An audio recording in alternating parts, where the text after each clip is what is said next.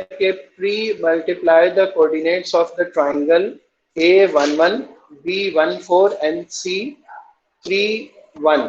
ये तीन vertices of the triangle हमें गिवन है, इन्हें हमें प्री मल्टीप्लाई करना है। प्री मल्टीप्लाई का मतलब क्या है कि जो ट्रांसफॉर्मेशन मैट्रिक्स गिवन होगा वो आप इन पॉइंट से, इनके मैट्रिसेस से पहले लिखेंगे। By the matrix 0, -1, 1, 0 to get A dash, B dash and C dash. Plot these points on a diagram and deduce what this matrix represents. ठीक है, तो अब हमें ये बताना है कि ये जो मैट्रिक्स है ये क्या रिप्रेजेंट कर रहा है। सबसे पहला काम, उसी तरह से आपने ट्रांसफॉर्मेशन मैट्रिक्स को तीनों पॉइंट से मल्टीप्लाई कर लिया। क्या फर्क नजर आ रहा है आपको ओरिजिनल पॉइंट्स में और इन पॉइंट्स में? अगेन आप देखें, एक्स कोऑर्डिनेट्स की साइन क्या हो रही है, वाई कोऑर्डिनेट्स की साइन सेम है। ठीक है, एक बात ये हो गई। दूसरा देखें, इन्होंने कहा है कि the above working can be simplified as shown below, कि आप ट्रांसफॉर्मेशन का मैट्रिक्स लिखें और उसके बाद हर मैट्रिक्स, हर पॉइंट के मैट्रिक्स को अलग अलग लिखने के बजाय आप एक सिंगल मैट्रिक्स लिख दें 3 कॉलम्स का, जिसमें तीनों पॉइंट्स के कोऑर्डिनेट्स आप लिख दें और फिर उसको सिंपली मल्टीप्लाई कर लें, तो आपके पास तीनों की इमेज एक ही मैट्रिक्स में आ जाएगी। क्लियर हो गया? अच्छा, अब देखें, आपके पास A था 1, 1, वो कहाँ आ गया? -1, 1 पर। B कहाँ था? 1, 4 पे, वो कहाँ चला गया? -4, 1 पर चला गया। C कहाँ था आपके पास? ये था 1, 3, सॉरी 3, 1 पर। नहीं, ये C नहीं है 3, 1 पर, 1, 3 होना चाहिए ना इसको। ये गलत है, 3, 1 होना चाहिए। ये मैं ड्रॉ करता हूँ दोबारा, ये फिगर सही नहीं है बुक की ना, इसको जरा हम ड्रॉ कर लेते हैं अलग से। आप मुझे कोऑर्डिनेट्स बताइएगा जरा, एक मिनट।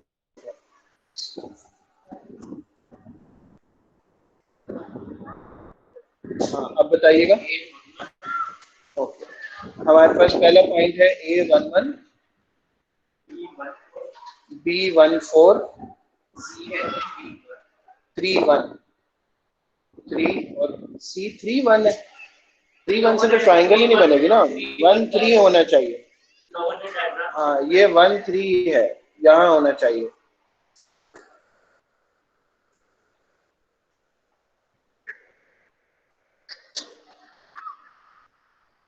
ठीक है, मैं दोबारा बनाता हूँ।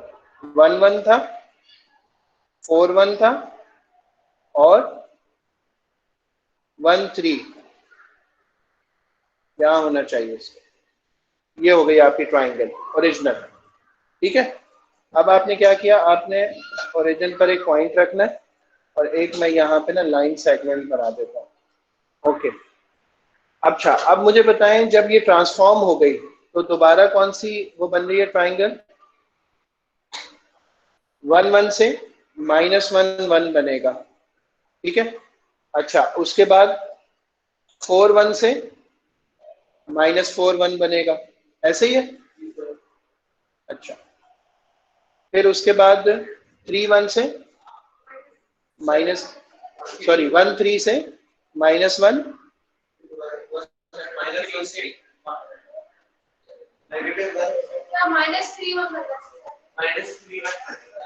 -3, 1 बनेगा। देखें, अभी मैंने जो प्लॉट किया वो 1, 3 है।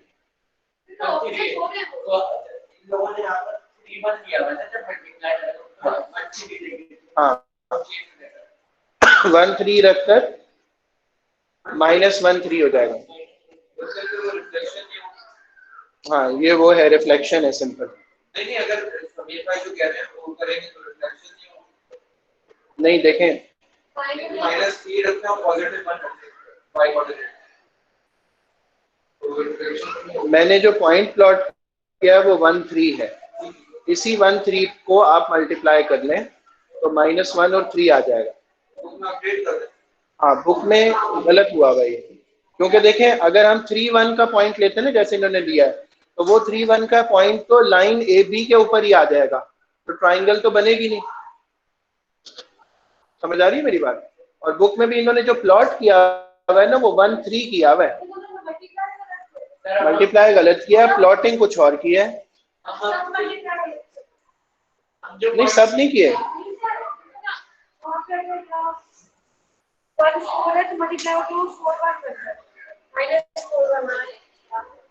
हाँ अच्छा अच्छा, सही कह रहे हैं। ठीक है ठीक है ठीक है, -3 1। तो अब ये मसला हो जाएगा -3 1 पे, तो ये स्ट्रेट लाइन बन जाएगी।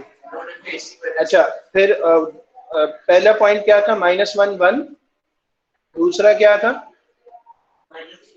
सही है, और तीसरा -1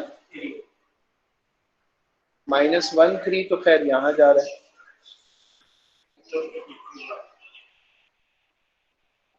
कुछ गड़बड़ है इसके अंदर ना, हम इसको छोड़ते हैं, अभी छोड़ें आप प्रैक्टिस नाउ पर आते हैं, प्रैक्टिस नाउ पर आए। प्रैक्टिस नाउ पर आ गए। प्रैक्टिस नाउ में बताएं 3 पॉइंट्स आपको गिवन होंगे, कौन कौन से? मैं खुद ही देख लेता हूँ। ये देखें, प्रैक्टिस नाउ का क्वेश्चन है 2 2 4 2 4 5। We multiply these coordinates by this matrix to obtain a dash b dash c dash. Plot the points a b c and a dash b dash c dash on graph paper. Deduce the transformation represented by this matrix. तो आप में से ना कोई एक इस transformation matrix को तीनों पॉइंट से मल्टीप्लाई कर लें, बाकी आप मुझे बता दें कि हमने प्लॉटिंग क्या करनी है। रिड्यूस का मतलब होता है कि आंसर बताएं कि ये किसको रिप्रेजेंट कर रहा है।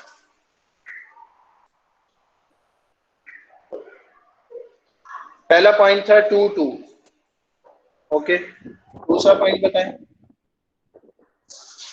समीन साहब, आपको पॉइंट बताएं। 2 2 4 2 4 5।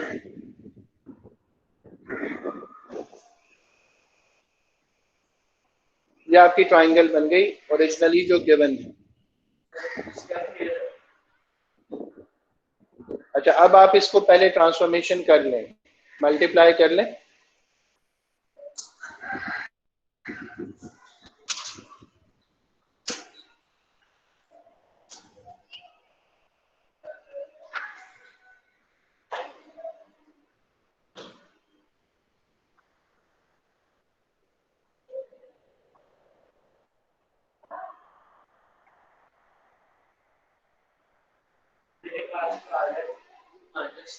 टू माइनस 2 2 माइनस 4 जी 5 माइनस 4, ये आ गया।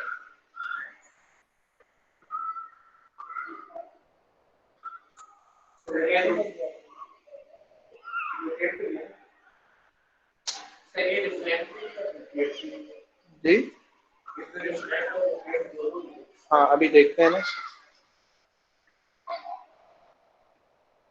अच्छा अब जरा आप देखें, स्क्रीन पर देखिए।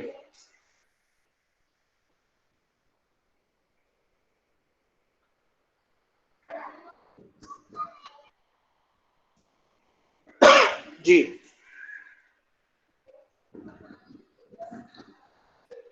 ये मैंने क्या किया, ABC हमारी ओरिजिनल फिगर है वो हमने ड्रॉ कर ली है, उसके नीचे जो हमारी वो आ रही है ना हाँ रिफ्लेक्शन, उसको भी ड्रॉ कर दिया है, और मैं इन सब के ना कोऑर्डिनेट्स भी शो कर रहा हूँ ताकि आपके लिए कोऑर्डिनेट्स को ऑब्जर्व करना आसान हो जाए।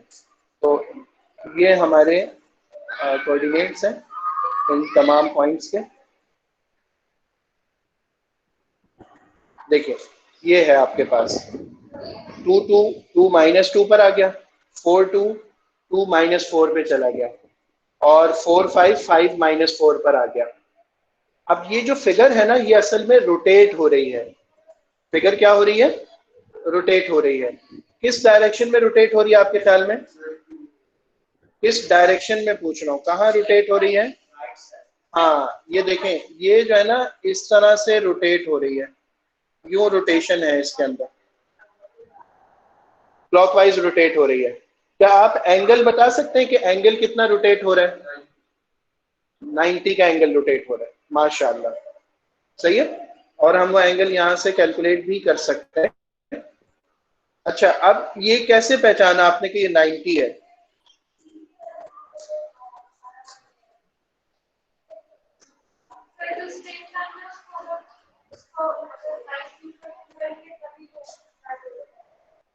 सही है, हाँ हाँ। और कोई तरीका बताएं?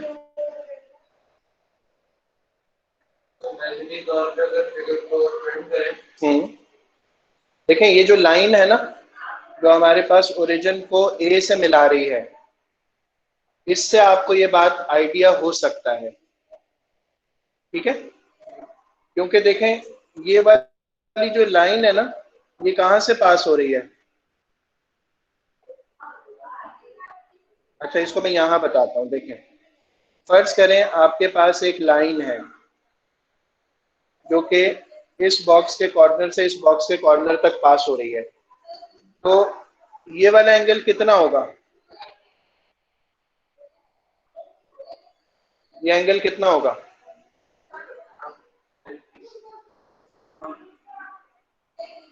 ये 45 होगा, समझ में आया आपको? और अगर कोई लाइन इस कॉर्नर से इस कॉर्नर पे पास होती है तो ये वाला एंगल भी कितना होगा? तो दोनों मिला के कितने हो जाएंगे? 90 हो जाएंगे। क्लियर हुआ? सही। इस तरह से जो है ना आप इसका एंगल कैलकुलेट कर सकते हैं।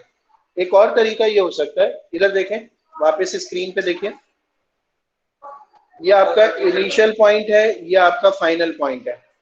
आप ये देख लें कि एक्स एक्सिस का डिस्टेंस कितना है? 1 यूनिट। और वाई एक्सिस का डिस्टेंस कितना है? वो भी 1 यूनिट है। हाँ, तो अब आप यूं कर सकते हैं कि distance of y unit divided by distance of 1 unit, ये किसकी रेशो है? tan की रेशो। तो theta will be equal to tan inverse of 1। तो उससे आपके पास ये 45 आ जाएगा। ये कैलकुलेशन का तरीका है, वरना सिंपल ऑब्जर्वेशन वाले तरीके से कर लें, उससे बात क्लियर हो जाएगी। तो हम कहेंगे, अच्छा ये तो मैंने सिर्फ एक पॉइंट को मिलाया है, आप यही काम बाकी पॉइंट्स के साथ भी कर सकते हैं। जैसे O को B से मिला दिया और O को हम E से मिलाते हैं, इसका एंगल भी अगर आप कैलकुलेट करेंगे तो वो भी कितना आएगा? 90 आएगा इन क्लॉकवाइज डायरेक्शन। और यही काम आप किसके साथ कर सकते हैं? अगर आप ओरिजिन को C से मिला दें और ओरिजिन को F से मिला दें, तो वो ये भी जो कॉरिस्पॉन्डिंग लाइन है इसका भी आपको रोटेशन कितना मिल जाएगा? 90 degree in clockwise direction. Clear हो गया? ठीक है।